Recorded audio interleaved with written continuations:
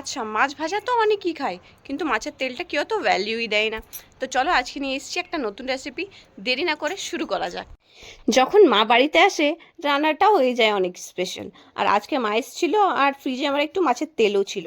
আর আমার এই রেসিপিটা খুবই খেতে ভালো লাগে। তাহলে মাকে বললাম, মা একটু করে দাও তো বেসন দিয়ে। মা বললো, হ্যাঁ নিশ্চয়ই। তাহলে মাকে কাজে লাগিয়ে দিলাম। দেখো দেখো কি কি করছে মা।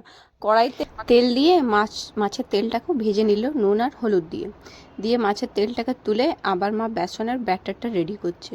বেশি ঘনত্ব করবে না, একটু স্টিফ রাখবে। ব্যাটারটা রেডি করে নেবো। পেঁয়াজ কুচি, লঙ্কা আর নুন, হলুদ, জিরে, ধনে গুঁড়ো দিয়ে দিয়ে ব্যাটারটা ভালো করে স্টিফ যখন করে নেবে, তারপর এই তেলের মধ্যে দিয়ে ফেলবে।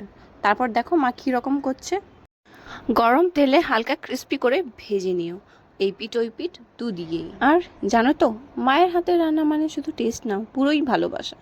এই রকম সিম্পল খাবারের মনটা পুরো ভরেই যায়। দেখো কথা না বলতে বলতে মায়ের একদিকটা ভাজাও হয়ে গেল, এবার নেক্সট দিকটা ভেজে নেবে মা।